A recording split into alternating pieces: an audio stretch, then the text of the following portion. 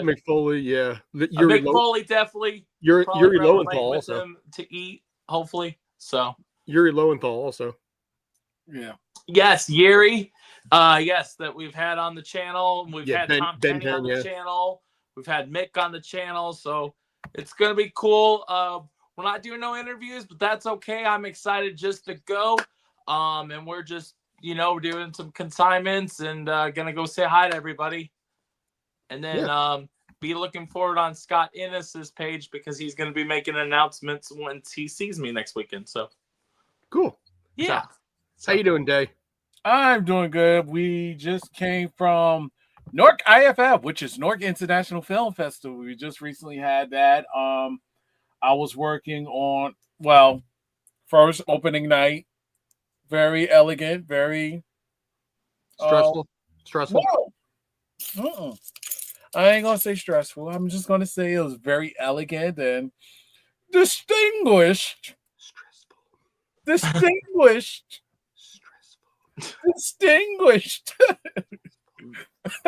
And then Saturday we did I did work with one of my partners and helping him set up for his panel workshop, his panel, and it was very good. I do have video. If anybody's interested in watching, I will put it on my YouTube or Instagram. I just gotta ask for permission. If it's okay, I can post it there because I don't want to post. It's really the rough draft because I ain't edited, so I gotta ask for permission because it was his panel. So once I get that, I'll be posting that. And also we had the 24 hours of peace on Friday and Saturday. What's that?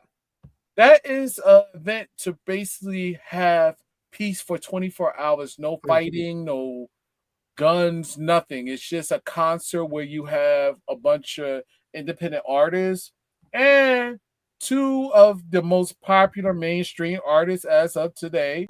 You had Jadakiss, and also on Saturday we had The Baby. Yeah, The Baby.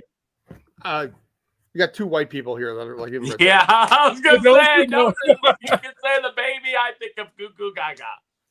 I know, but he's a rap artist, and all he's right, known. So, yes. Okay, sir. I turned 50 years old in 2 weeks. I mean, I come from a different era of rap where it's like Cool in the Gang. Yeah. Oh wow. Yeah. So so basically, you got to remember the generation you're talking to here. Basically, I will officially be part of the old people group where I'll sit there and like whine about you damn kids and your Nintendo DS and your Dr. House and your OK Go music. Wait. We're the same generation. Technically, we're the same generation. No, you're not. Oh, I'm not. I'm Gen X, sir. You're not. I'm millennium. Yeah, you are definitely a millennial. Yeah. So how dare you, Rob? Rob, what are you? Are you an Alpha? I'm Generation Z. You're Gen Z. Is Gen Z different from Alpha? I'm on the cusp of being Gen Z because I was 97. 96 is where millennial ends. Okay. Actually, okay. So I think I'm Gen Z, and then there's Gen Z Alpha, which is the this current generation that I don't claim to be part of. Those damn kids. I'm part of the 90s Gen Zs. I may have only been 3 years old when it ended, but I still watch things from the 90s. So, but you're more of an aughts kid in this case, because here's my rule of thumb: if you can remember, if you have memories that existed in the decade, you were part of. I remember stuff at 3 years old. In 1999. Yeah, it would have been 3. All right, I'll give it. Yeah, because in my case, being born in 75, I have memories of the 70s. I don't remember the 70s per se, but I have a couple memories there, like my first trip to the ER when I was 4. Rolling little pool balls up in Vermont. So, see, those were the good old days. Yeah. How would you know, Dave? I was born in 86, bro. Well, he said past life regression. That's what it was. Huh? Past life regression. Yeah. Yeah. In your previous life, you were a kid from Vermont. Dude, much. legit. Actually, I think in a past, if past life exists, I was a Japanese woman previously. I swear to God, totally would believe it. Yeah. That should be the show title. And another life, I have a Japanese woman. Listen, I've had tarot card readers tell me that I have a lot of feminine energy, wherever that may be. You know, my Japanese penchant. Yeah, it's like, all right. Maybe I'll call myself my previous life. I'll call myself Hiroko or something. Speaking of Japanese and women and stuff, sir, how was your trip? Oh yeah.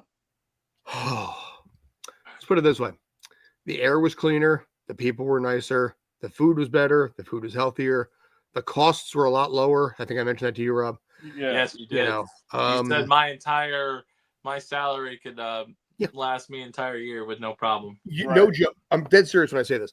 Yokohama is the second largest city in Japan by comparison. Forget there's Tokyo, and then there's Yokohama, there's Osaka. In Tokyo, you could have an apartment, not a big one, but like a studio apartment. You could have a studio apartment in Yokohama for $400 a month US. 6 at most. That's good.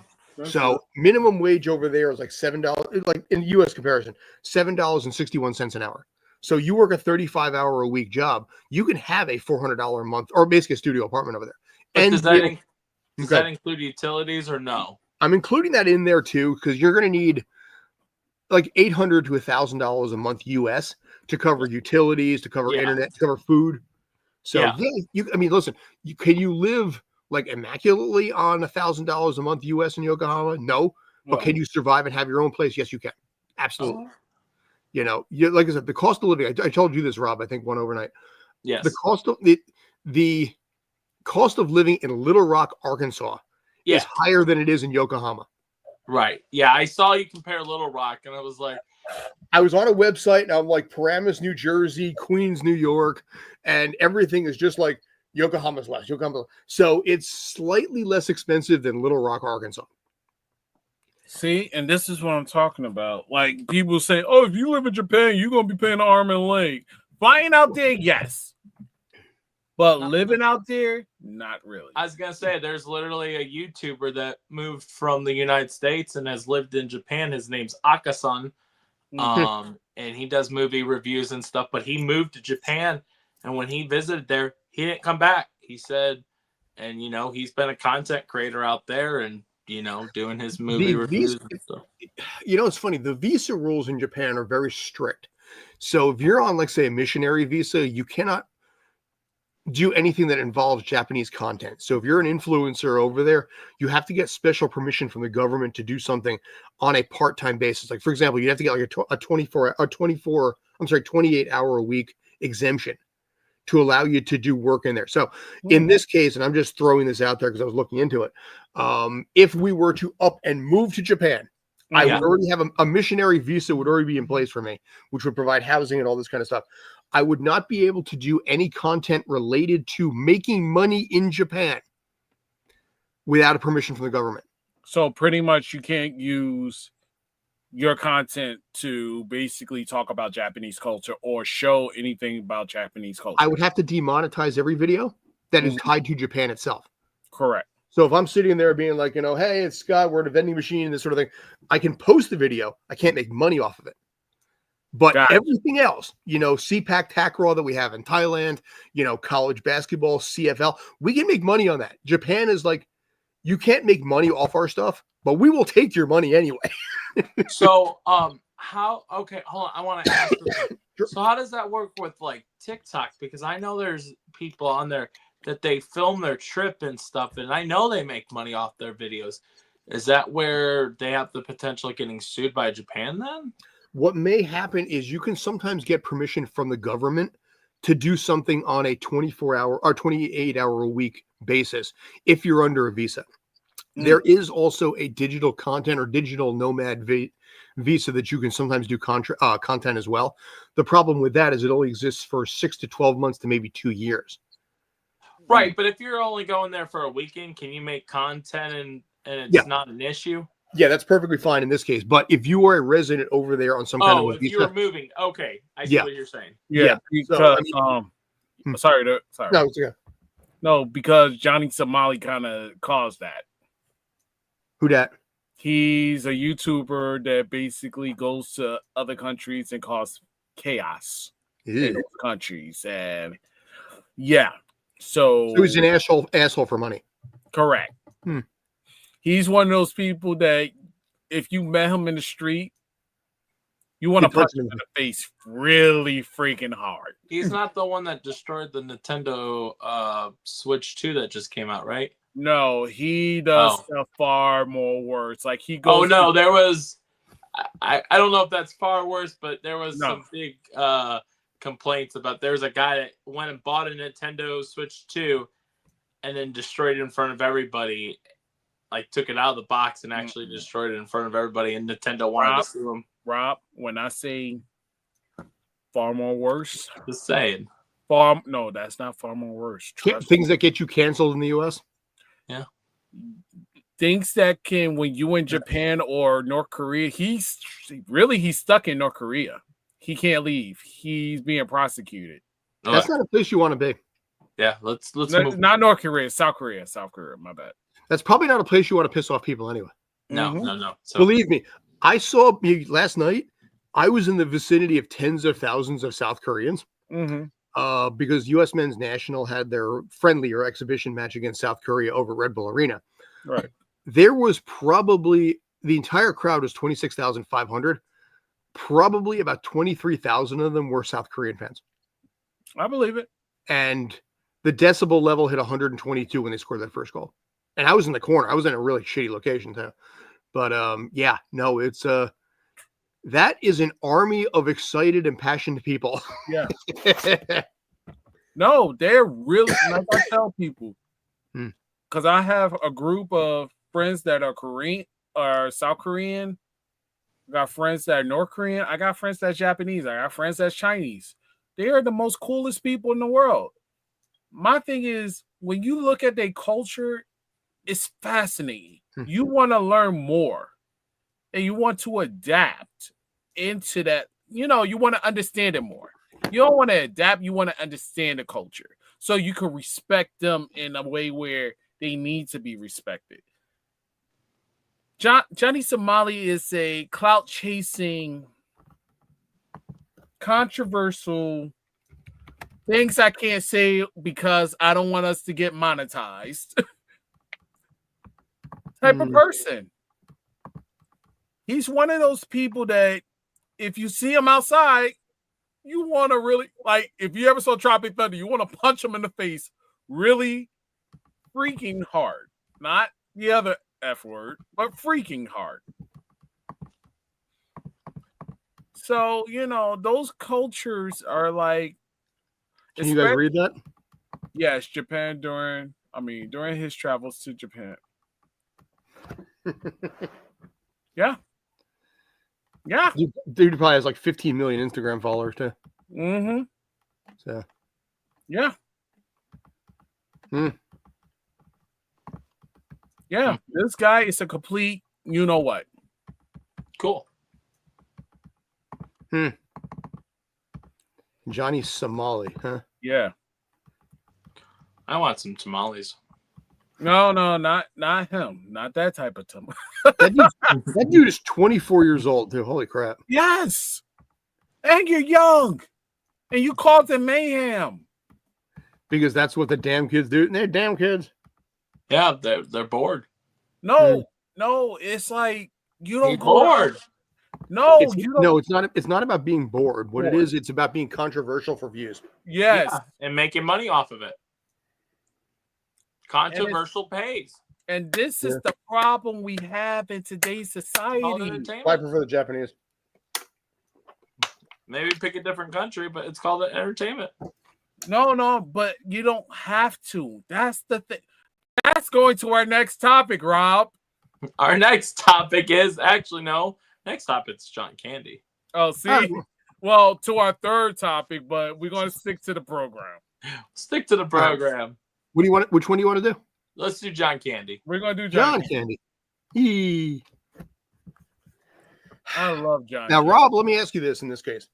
What do you know about John Candy outside of like any documentary trailer? Anything basically before 2 weeks ago? No, I grew up with John Candy. Did you? Yeah, with and I told him the movie he did with the Jamaicans. Cool Runnings. Cool Running. That's why I was like, "Come on, Rob, you sorry." And then and he was also in Home Alone. He was in Home Alone. Yes. Yes. What Which else was one? it? Wait, which one? He was in the first one. That's Okay. correct. That's correct. Yeah. Also, Let me see what else I know him of. I do know. No looking up. No looking up. No cheating. No cheating. No cheating. I can No. look. No, I you do can't. know one thing. Hold on. What's ironic is he died on my birthday, not on the year I was born, but he died on March 4th, 1994. Okay. So here's some facts that people should know. Remember an old movie that was Rookie of the Year. That's another movie that I like him in. Okay, but you looked it up. Yes, because my brain's not working, so I wanted to see what other stuff that I personally knew. What'd you say, Scott? Join the club. Well, most movies I haven't seen of his, and I'll admit it, I still haven't seen Spaceballs, and I still haven't seen Planes, Trains, and Automobiles. You stole the day out my mouth, man. I know. Uncle Buck, Cannonball Run 3, also, believe it or not. I love it. Spaceballs. Camp Candy, the cartoon series that he had back in '91, I believe it was. I do have the comic books of them. Oh, you do? Of Camp Candy, they made comics. Wow, I really didn't expect either one of you to hear about that one. I remember that one when I was a kid. I only He know was on about at the it. Captain and the Game Master. I only know about it because I own the comics. Fair. Fair. Okay, Rob, I give my respects to you. I'm not that young. Yes, you are young. Kind of young. My generation would be probably the last to know John. No. Let's get one thing straight. You're young, but you're younger. You're younger. I'm younger than both of y'all, but I still know a lot of it. Like You're I said, old. I grew up with the you're 90s old stuff. soul. I may have been born 97, but I watched Rookie of the Year all the time. That's why I say you're young, but you're an old soul. I don't know if old soul, but anyways. It's called I Have a Mom with Good Taste. Old soul. Because she always had me watch 80s movies and stuff. Now, oh, that's right. I still haven't seen it, but he was in Little Shop of Horrors. Yes, he was. He was the radio DJ. Yeah. But see, what's interesting in his case with John Candy, people mock it a lot, but he was Canadian personified. He has the Canadian personality, the Canadian energy, the Canadian vibe, and growing up and working Toronto Second City like he was with, by the way, Rick Moranis from Little Shop. By the way, I'll talk about a little story on that between the two of those in a second. But he's built such a career between him, Joe Flaherty, Eugene Levy, Catherine O'Hara, all of these people that were huge in Canadian Second City, who all basically came down here and became successful. But in his case, everybody that ever talked to John Candy always said he was the nicest person on every set. He did the work of crew. But at the end of the day, he was that helpful person that wanted to help everyone, but carried so much of a psychological burden on his own that it killed him ultimately at the end of the day because the unbridled pressure that existed on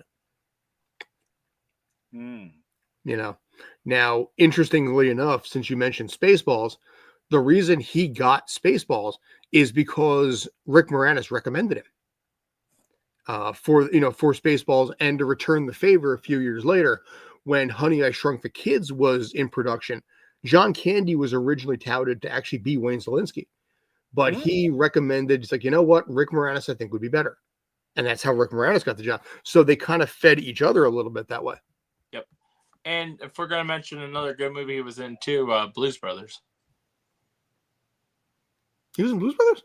Yeah. Who was he in Blues Brothers? He is Burton Mercer, fourth main character. In Blues Brothers? Huh. Yeah, he was in the Blues Brothers. You're probably right, but I don't remember. Oh, yes. Okay, he was the agent. Yes. Yeah, he was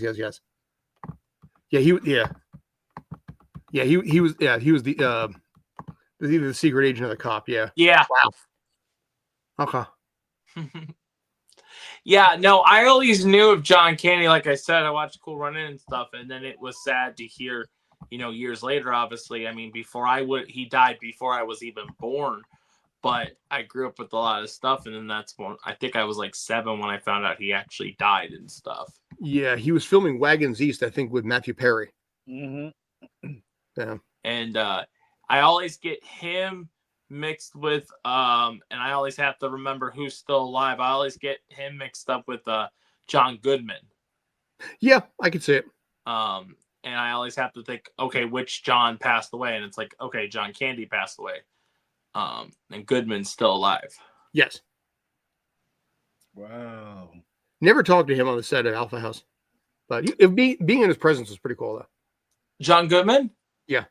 That's cool. Yeah, it was a show. You need to do like, even if you didn't get to meet them, it'd be cool if you started making videos of being like celebrities I was in the same room as. Yeah, I got to do. Did not get to meet. I mean, and do like top 10 celebrities, and then we capitalize them by you only talking about each celebrity. Do one celebrity each video, and then and it brings. I have come to realize that I have to expand my own personal brand in order to expand this brand. So, I know, but it's like that will be a conversation all of us will have. Some of us will have tomorrow. Yes, night, by the way. Yes, I know. Yeah. But anyways, we'll go back to John Candy because it's about.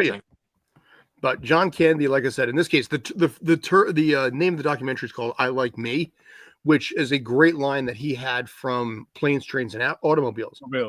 Because in this case, he is getting trashed by Steve Martin's a very uptight character, and he's like, "I like me," and that's where the line came from.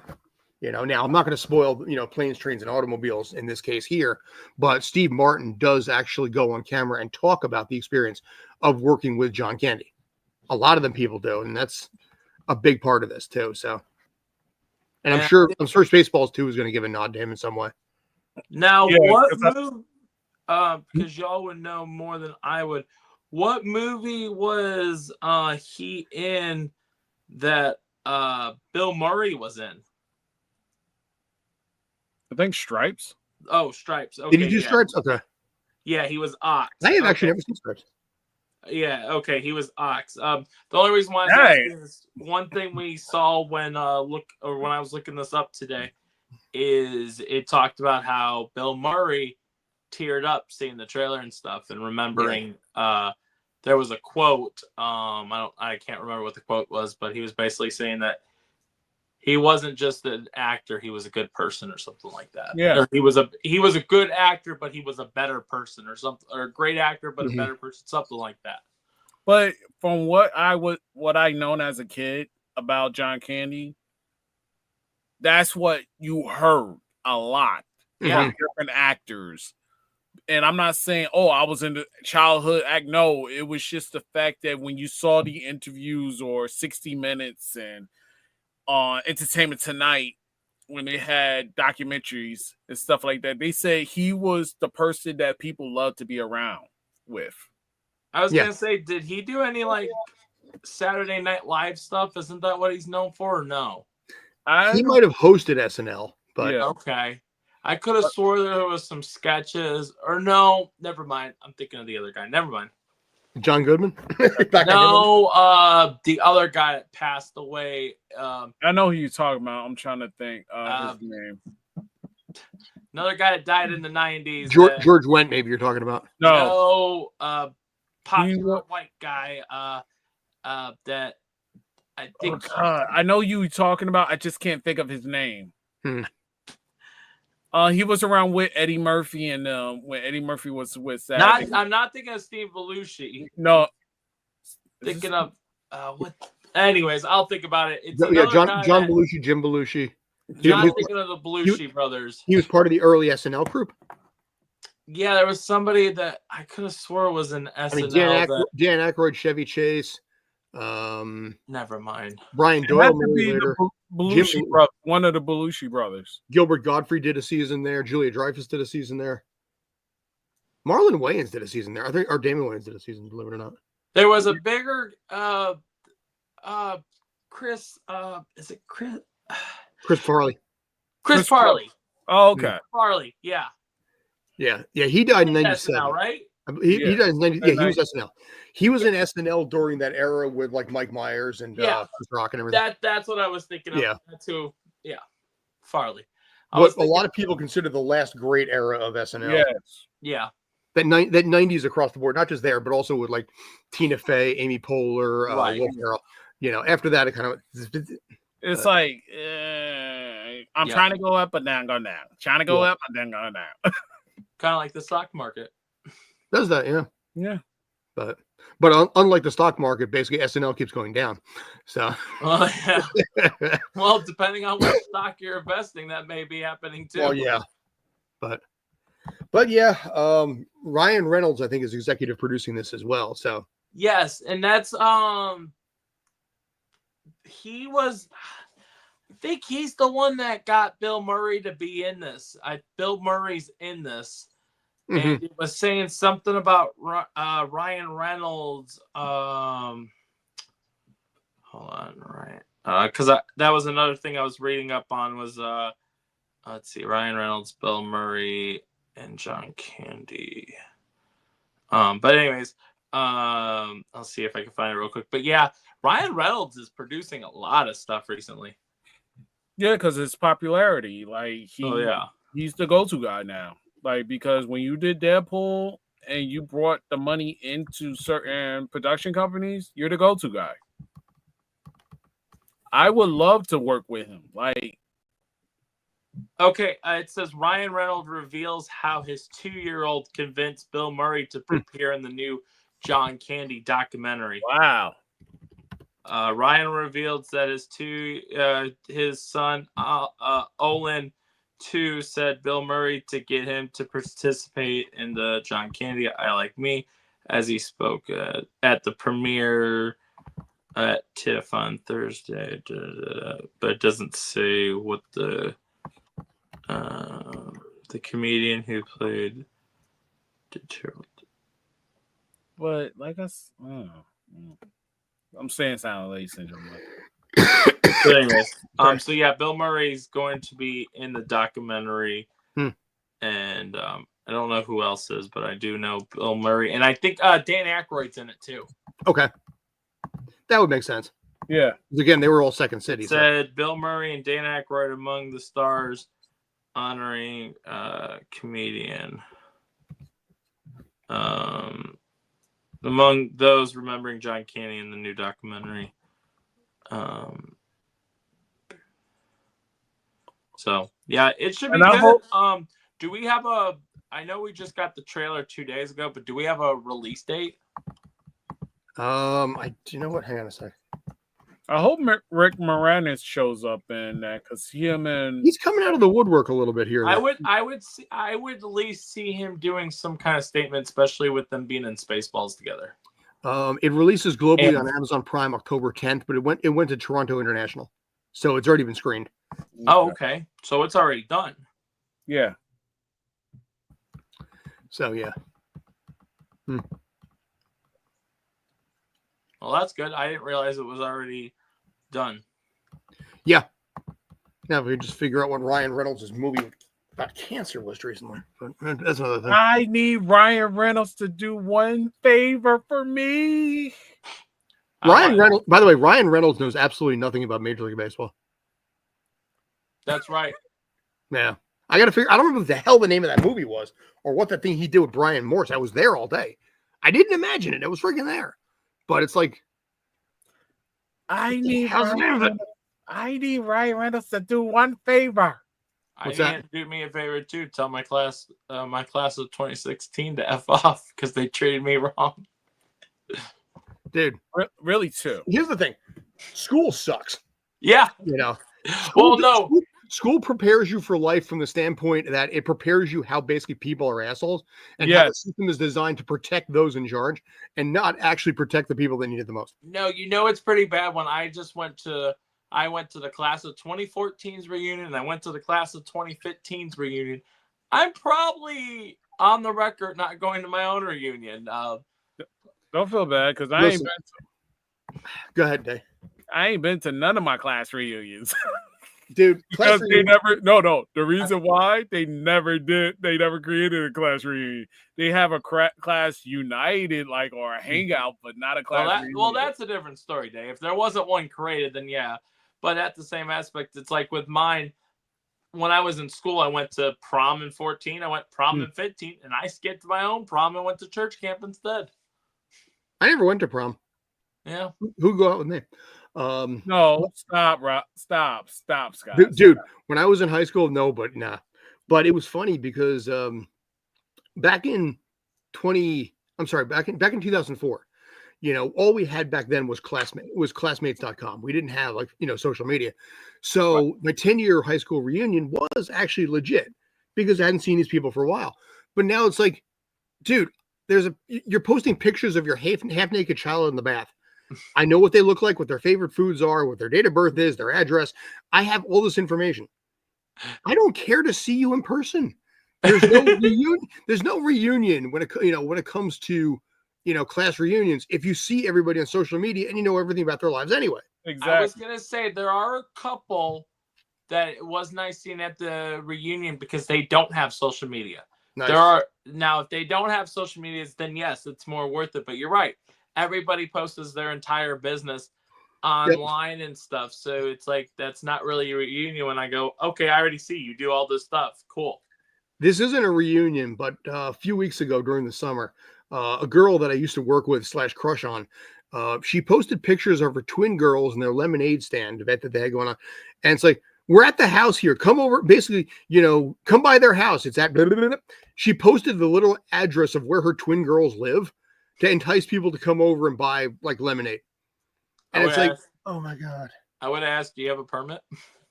Oh, that's right. Yeah. Illegal permit. You have to have a permit to have a lemonade stand. It's illegal. Or is it just in your area? Because that is a law. That might be a national rule because you're soliciting on government on street property. Yeah. Well, no, it's also it's a health violation too. You have. I'm not kidding. You have to get an actual business license. Yeah. And a safety food course thing to have a lemonade stand. Yes, Dave. This is something that's been now. People get away with it, but technically, if a cop passes by, they can shut it down. You can look it up. Yeah, I know you are. You don't believe me. This is something that's been a thing for over 15 years.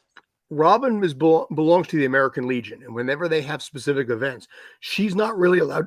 A lot of people are not allowed to bring certain things like cookies or deviled eggs or anything like that because the permits are not there for it. Yeah, I can attest to this. It is 100% true.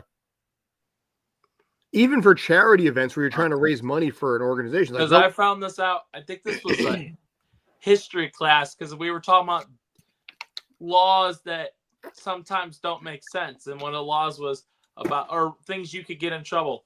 Yes, Dave. Hey, so here it is. Yes, it is legal to have a lemonade stand in New Jersey as a 2021 state law allows children to operate temporarily business like a lemonade stand without municipality permit.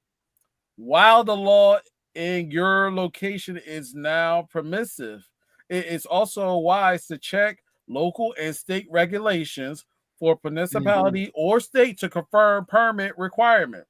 As these rules can vary, especially if the stand is on public property or operating for the extension period. Oh wait, you said 21. Sorry, my data's back from probably 2015.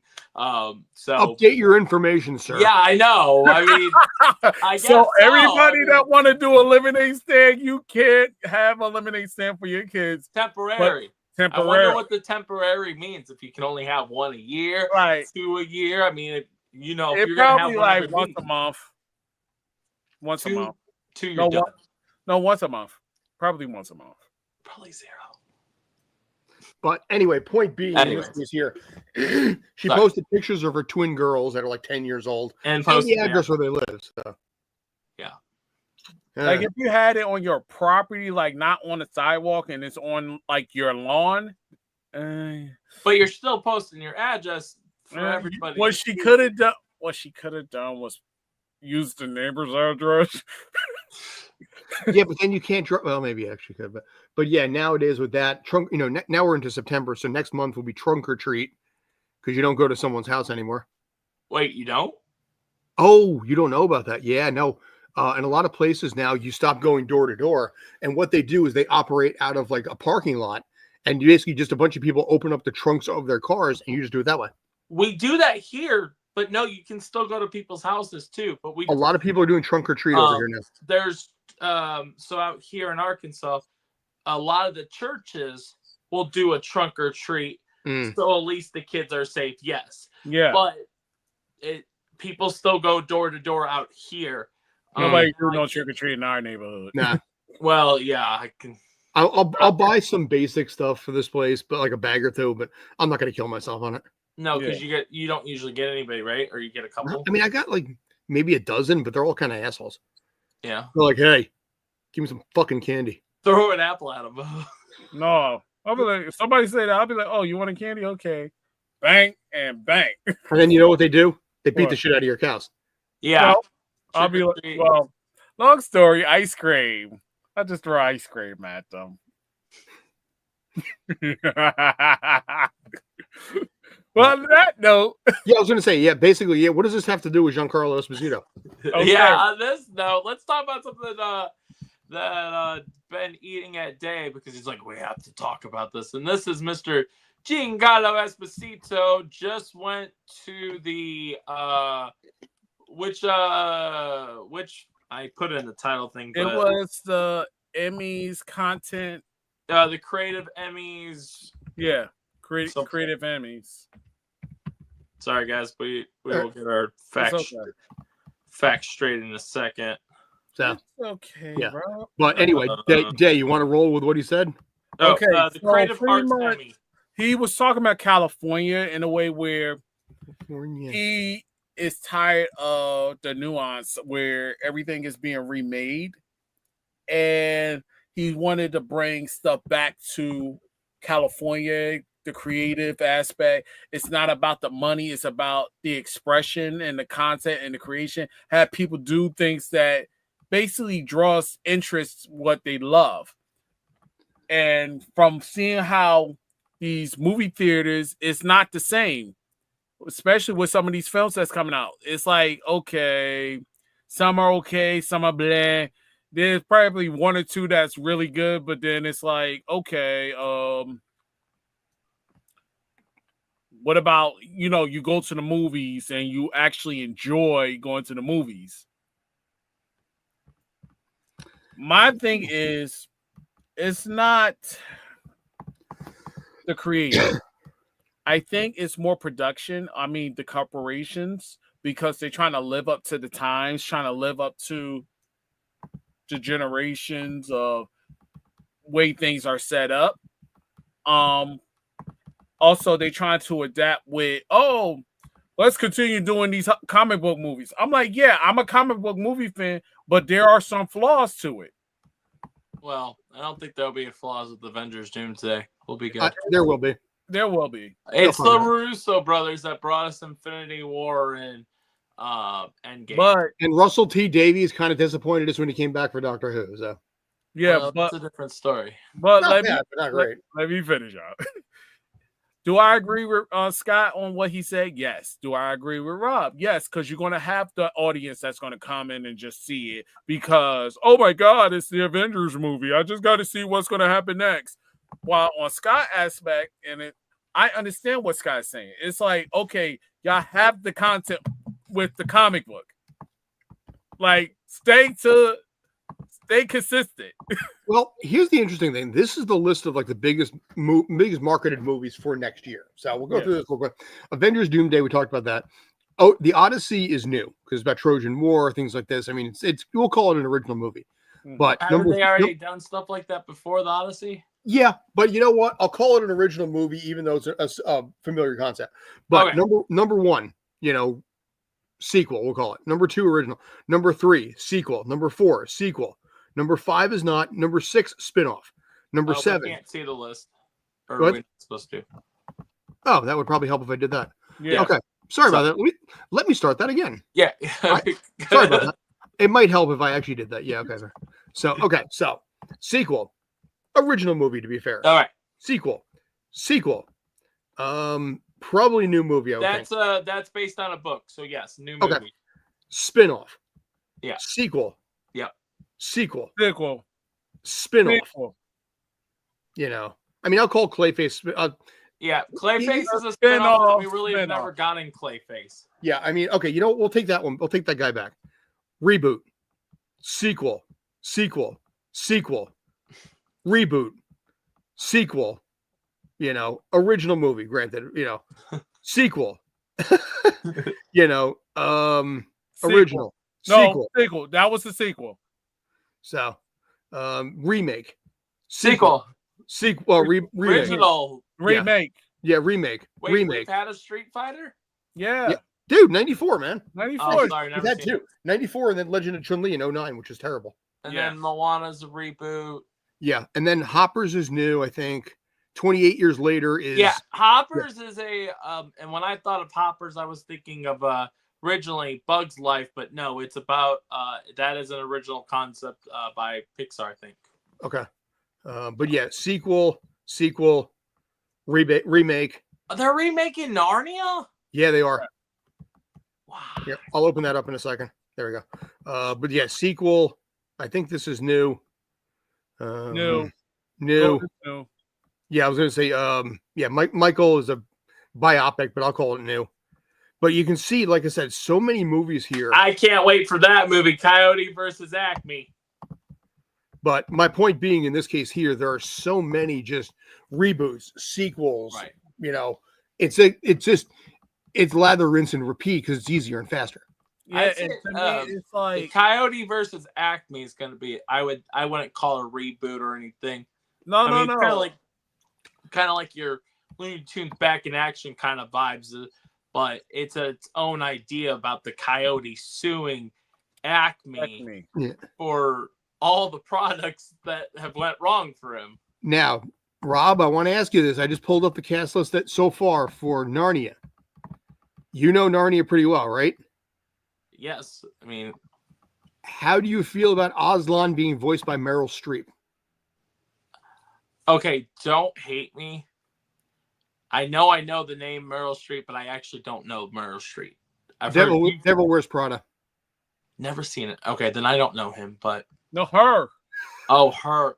Oh, I did see this. Oh, I did. Oh, yes. Okay, I do remember them cast. Yeah, I have a problem with them casting. Unless I'd like to hear a trailer. I mean, just because they're a female doesn't mean that the line will have a female line. But I think they were actually changing the character to be more female. And if they do that, then no, I don't. Well, see, it's funny because Aslan is basically like, Lion Jesus. Right. Oh. Yes. Yeah, because it's supposed to be a male voice. Yeah, I do remember hearing about this. It's been months, but yes, is basically, that character is basically Jesus, and then for them to have a female come voice it, I do have a problem with that. It's them trying to be like this whole culture thing of like, please. Can I give it to you, Rob? Hold on. Hold on. If we make our main character a female, even though they were a male character, and we take it away from the guys, this is going to make so much money. No. It won't. No. It won't. It's going to fail, just like Snow White. I don't know. Nothing can fail like Snow White. Okay. Snow White is the water world of 2020s. I was going to say Dragon Ball, but I mean, technically. Yeah. How is that movie 16 years old, by the way? I just want to point out. Right? But woke? Can we say woke? Well, here's the thing. I'm not going to say one way or another, but it is interesting. The only other people we have on here is Daniel Craig plays Uncle Andrew, and the White Witch is Emma Mackey. And I think I don't have a problem. And by the way, Greta Gerwig is directing, so this could be. Does it show who's playing Mr. Okay, because I think they were, and I don't have a problem, but I think they were. I think it was talks of Giancarlo Esposito or something like that. I don't have a problem. I don't have a problem if they change it that way, But I have a problem with making a male character that's supposed to be like Jesus into a female character. That's why I asked you, sir. Yeah. And That by I the do way, have a I problem want to with. point out this is also directed by Greta Gerwig, who did Barbie. Barbie, yes. Now, in the one from like 2006, the Narnia movie there, Aslan was voiced by Liam Neeson, Yes. who has a very good projectile voice. Which is like a Jesus. I mean, you got the Star Wars franchise. He sacrificed He himself. died. Qui-Gon Jinn died for our sins. Actually, he died and caused the Empire, caused the it was so Republic funny. sins. There was a video that said every role that Liam Neeson is, he's basically Jesus. And it was like Space Jesus. And then, but yeah. It was By the way, speaking of, Jason Statham has a new movie. It's an action movie. Oh, whoa, really? He's always doing an action movie. Wait, he's never done an action movie before. No, he's that Olympic he's that diver. Remember? I can't. But back to the subject. But I will say, Spider-Man, yes, it is considered a sequel, but I'm really looking forward to that movie. We're getting Venom and we're getting Scorpions finally actually coming back. They teased us at the end and then never did anything, so it's nice to see. And I mean, just the different villains we're getting, like the guy that was from a video game, the Mr. Nobody, or what's it? Negative. Mr. Negative. So it's gonna be a cool movie. I'm excited for that. And Avengers Doomsday, I'm really excited about, especially when we see Peter Parker having a scene with Robert Downey Jr., but it won't be as Iron Man, but it'll be as Dr. Doom, and that's gonna be an emotional scene right there.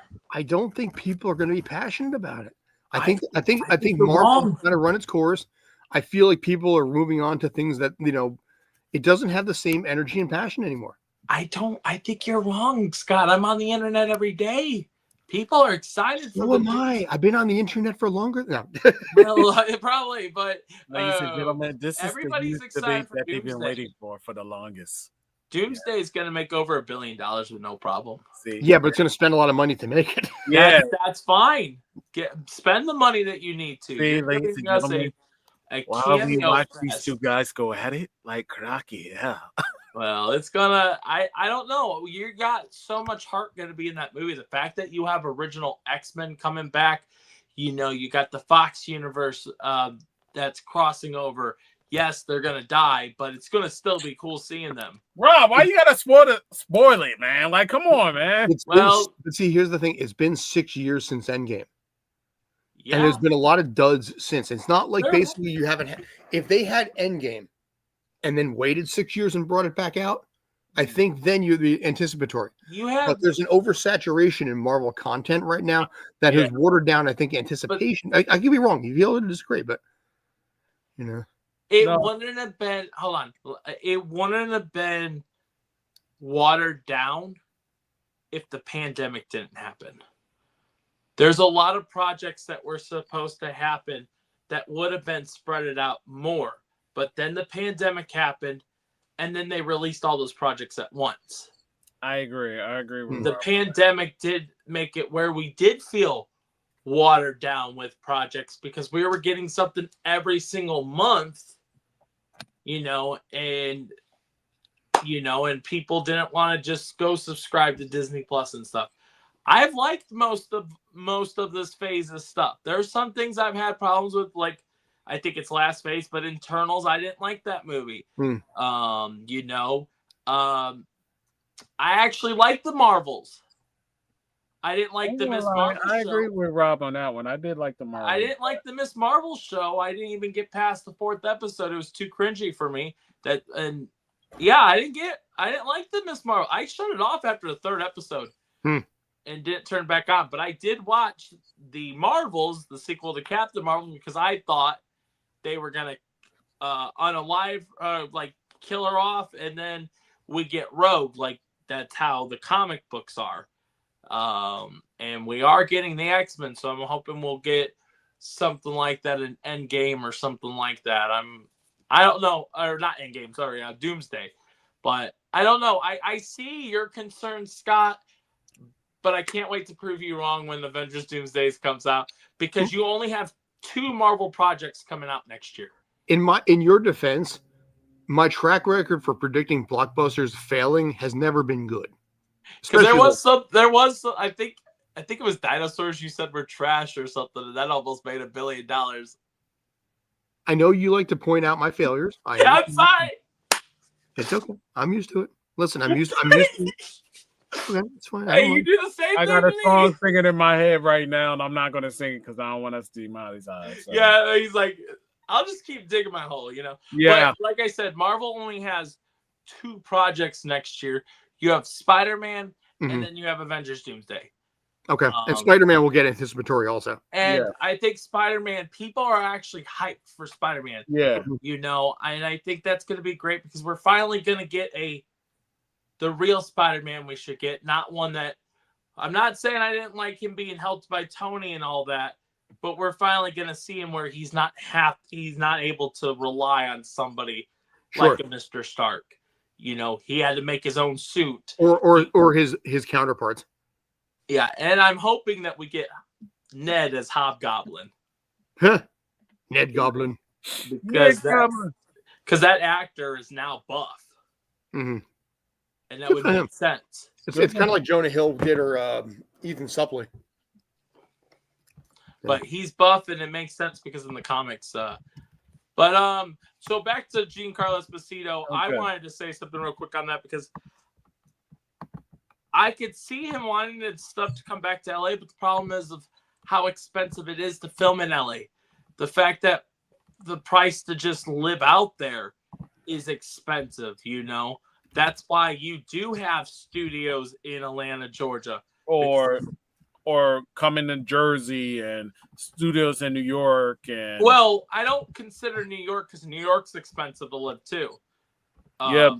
Atlanta's pretty cheap. Like we're talking about like. No, it's getting like New York now. I just looked up the other day. I can go get an apartment for $600 to $800.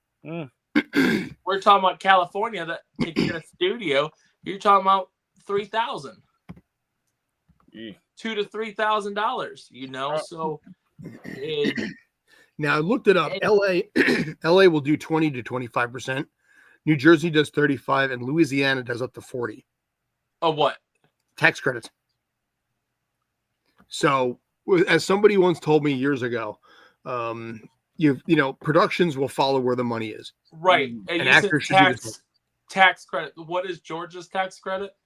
Georgia, actually, you know what? Hang on a second. Because I'm pretty sure that's another reason why they film out there, and that's why you see the big giant Georgia peach logo at a lot of movies because that shows it was filmed in Georgia, and they get a tax write-off. 20% up to another third, up to 20% with an additional 10. However, it has what they call a right to work state, which I don't understand all the details on that specifically, but right to work allows you to lower the budget on casting actors, which saves money in the back. That part of the reason why Walking Dead was filmed in Georgia is because you can have 100 walkers and pay them $8 an hour.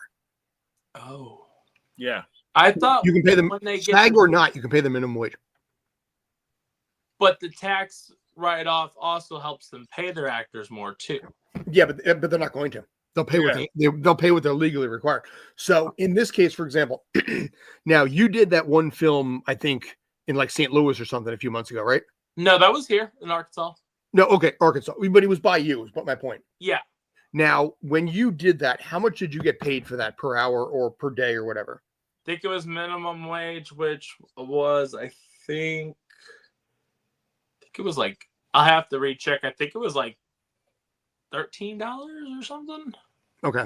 Maybe it wasn't that high. It was I can recheck later, but it was like anywhere from 9 to 13 we're gonna say, because I remember it being minimum wage, and I don't know whatever minimum, you probably could look up what's minimum wage in Arkansas. It may be $11. I think it was 11. It may have been 11. But it's whatever minimum wage is in Arkansas, and they did or I guess I could looked it up on my phone, my bad. Well, the reason I'm saying that is because New Jersey and New York, non-union background actors start their day at $181. That's what you were, yeah. So when you look at that versus having to pay a bunch of non-union, I'm like, okay, yeah, 11, and then And, 11 times 8, so it's 80. You got $88 to start your day. No, or I got more because, and you predicted this, and I didn't know this until because you're the I've done enough shitty independent films. I know what it's like. Well, you're like, if it's more than 8 hours, are they going to pay you overtime? And they do. And so that was nice to hear. And it was like, I think I ended up getting like 138, which, speaking of that should be coming out this month. Which movie was that? I don't know. I'll have to find it. But it's a Lifetime special. Ooh, Lifetime. And it's like a mystery, like someone gets unalived and from like a campfire, a school. It's like a school campfire, and then it shows them years later trying to figure. And that's really all I know. I don't know much. You did the one day, you got your check, you ran. Yeah. Steve Miller, that thing, man. All right. So then also he brought up the fact that like the remakes and stuff like that, but he also brought up about the influencers. Mm-hmm. And I made a comment on social media where it's not the influencers I'm pissed off with, really. Okay. I'm pissed off with the production company because you hire these influencers and they can't act. I said some things where I said they got a following, sir. Yeah. Oh, I forgot. There's another person recently. I can't remember which actor it was. It wasn't Giancarlo, but it was a different actor that they said they asked him, "Hey, any suggestion how to get into?" I think it was I think the guy from Rookie of the Year. Speaking of Rookie of the Year, Thomas. Somebody asked him on an interview, "Hey, what does it take? How to be an actor?" He said it's all about the numbers. Influencers. That's all they care about is how many numbers you have on Instagram. And Scott has mentioned that multiple times, like the Mandalorian episode where you had Jack Black and Lizzie and overshadowed having Christopher Lloyd in the episode, even though it should have been the other way around. And it's nothing to basically get on them about being influencers. It's the fact that when they cast you want to know why they're rescheduling or basically pushing back.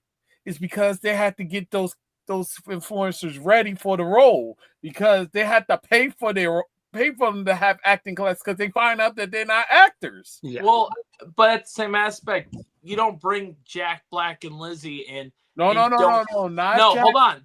I'm saying you don't bring those two people in an episode and not have them sing, which what they're known for. To me, they had no business being in the episode, and they didn't really fit with the episode, and that's why they stood out. Yeah, and like I said, you have a great actor, Christopher Lloyd, and he gets overlooked in the episode because you got these Instagram influencers. And I know Jack Black's been out for a long time. Don't get me wrong, but I'm just saying it's, but we've talked about this before. This ain't the first time we've talked, and it's sad how basically you need numbers on social media or you don't matter. And Casting Networks has a spot in there where you can put your Instagram followings in there. Which is sad. I'm sorry. It should go back to the way it used to be, and I know it won't. The beast, sir. I know we're in a world where you use ChatGPT and to answer all your life problems. Yes, and I'm not talking about you, Scott. I'm just saying in general. Oh, it solves my problems too. Well, yeah. I mean, and I've even started using it recently because we were doing some Dungeons and Dragons, and I asked it everything I needed to know. And it told me everything. It told me what I should be. And I'm going to be basically Buddy the Elf, which is funny. I'm a Baird or Bard or whatever it is. And it's basically a half human, half elf. But anyways, and I was asking it how to play, and it was explaining everything. It's insane how much information that thing does. And we are looking at the beginning of Skynet. Oh, yeah. Yeah. But you know what? Yeah. You can't stop Skynet, so let's enjoy the ride while it's Cyberdyne. Exactly. And we just had the other day with Skynet. August 29th. Yeah. Yep. But yeah, like I said, like we said, it's just the fact that it's dead wrong because we have actors that are really good and good enough to basically make it into the industry. And also the fact that we recycle the same people over and over. So it's diluted with the same actors doing different movies. Mm-hmm. Kind of like The Rock. Year. The Rock in the most current years, he keeps doing a bunch of stuff that's basically the same and kind of over his, over. Or some people compare like Ryan Reynolds. I don't have a problem with Ryan Reynolds, but there's people that completely hate Ryan Reynolds because he's basically himself in every single role. He's the same. He doesn't change. But it's a formula that works and makes money. Right. So, because people want comfort. Yeah. So. They don't want change. If they get a bits of change, it takes a minute for them to get adapted to, let's say, a new actor or a new actress, because they got to basically fill them up and see, oh, can they perform? Can they do this? And now, what numbers do you have on Instagram? Yep. And it's like, I have an Instagram. So that means you got to basically blow up your Instagram so you could be popular to get movie roles. Yep. And that's sad because it's like, yo, what about the other actors and actresses that are doing this night in and night out and still got people trying to know who they are? Listen, it's the world you're in. You adapt or die. That's kind of the way it is. Real talk. It's the system that you're in. It's the life that you're in. And it's for better or for worse. This is how it is. This is not just here. This is not just in the film industry. This is in the corporate world too. Your social media following in the corporate world can affect whether you get a job now too. Yep. Because it's about promotion. See? Yep. And I was telling my mom that, but she wasn't listening to me. What can you bring to the table, not what they can bring to your table? Ask not what your company can, your film production can do for you. Ask what you can do for your film production. So that's probably the worst JFK impersonation I've ever done. No, it's okay. So you're pretty much going to basically be like, yo, people follow me, like me. Yes, like me on social media, Instagram, because I'm here and I'm trying to get famous. Yeah. Yeah. Yeah. Yeah, no. And no offense, but COVID helped that. Oh, yeah. 100%. Everybody was stuck at home, and people that had 0 followers are now at multi-million followers, and it doesn't matter if they can act or not. Now they have a career. Or, you're drunk and you go out in public and you do an interview and then say hot Tua, and now you just made a career off that, and she has her own podcast. And it's insane how literally something can happen and changes your life overnight. Hey, listen, wait until Philly Karen gets her own series. If you don't know who that is, look it up. I don't know who Philly Karen is, but I'll look her up. Yes. I'll look her up. But this is like Scott said, this is the world we in. Like somebody do something that is shock value or compared to someone that's doing a nice deed, what you think is going to happen. That's why I was telling people we're more a violent type of following than it is good intentions. Good intentions at the lowest peak. Seeing violence is at its high. That's where you notice all the views and follows comes in. Am I correct? Yeah. This is getting very depressing, by the way. Yeah. I'm sorry. That's kind of why I didn't want to talk about this, because it is a depressing topic in general. It just is. But at the same time, it's also not. And the reason I'm going to say that is this. It is the world that you're in now. But at the same time, if you generate a good Instagram following, it also showcases the fact that you don't necessarily have to be a good actor. You just have to be a good marketer. So if you get good with marketing and you get a good social media following, you can get roles based on that and then let the producers figure it out in post. Because trust and believe. Yeah. I have everything. Like everybody, you can look me up. My name is right there. Davion Buster. You can find me on Google. And I pop up. I bet you Scott can when Scott got his name, I don't know why his name is not up. because he's not paying $150 a year. Oh. But yeah, so I mean, when I go look up, actually, just look up Scott. You're right there. Exactly. Yeah, you pop right up. Where America's Got Talent, and looks like someone was that the Instagram video I did the other day? 1 week ago, Japan Simply Rules. I probably did that. And yeah, the official website of Scott Churchson. And Buzz. Oh, good Lord, Buzz Magazine, but it makes you look like a serial killer. Oh shit, look at that. That is not a good look for me right there. Wait, what? Hang on a minute. I'm going to pull this up and embarrass myself. What are we doing? Oh yeah, that video. Yeah, you see it on the right side? Yeah, the Buzz. If it helps, I can't see that on my end. Yeah, most people use mobile now. But that's because I'm using mobile, yeah. It did pull me up. Whoa, here's who's that guy? Yeah, that was actually the first ever broadcast that I ever did for a sporting event. That was Lehigh Lafayette from 2019. Oh, wow. Are you having fun with this, by the way? He is. As long as it's not causing you pain. Nah. No, you were saying that you couldn't look up, so I just wanted to look up Scott Churchson to see. I think that's 7 views and it shows up on my top page. Fucking A. Like if I go look up Robert Manning, you're not going to see me. No, I'm not the first, and that's okay. I mean, one day that's going to change, but right now it's an old guy. It's going to happen, Rob. It's definitely going to happen. But I also have a freaking common name too, so that doesn't help. When you're Davion, and that is more of a unique name, you know, I bet I can go look you up right now, and it's not a problem. Or Scott Churchson, you know, that's another unique. Yeah. Okay. Let's see. Short videos. Okay. Dan Regan. Oh yeah. When I typed in Davion and then your last name popped up right away. Yeah, there you are. Oh, yeah. Google, yeah. Oh, there's a picture of me with the capybara. Yay. Hello, capybara. So anyway, that's fun. Yeah.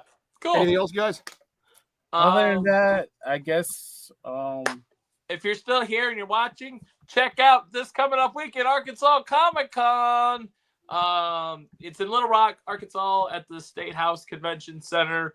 It is this coming up Friday to Sunday. There's a bunch of guests, so go out there, go get some autographs, go get some selfies, and look out for Buddy the Elf because he'll be there Saturday and Sunday. Nice. Yeah. And who's that? Is that you? Yeah, that's me. Okay. and also, I mean, no, I don't know who Buddy the Elf is. What are you talking about, Scott?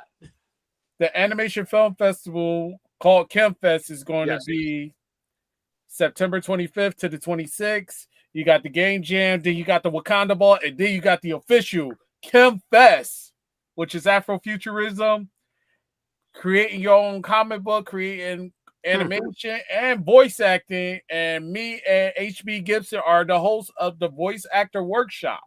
So anybody that is interested in becoming a voice actor, purchase a ticket now for ChemFest, KHEM Fest at Eventbrite.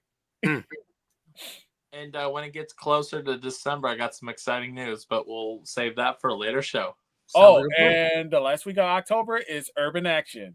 There you go. Classic urban action, fight action, heroes, villains, everything.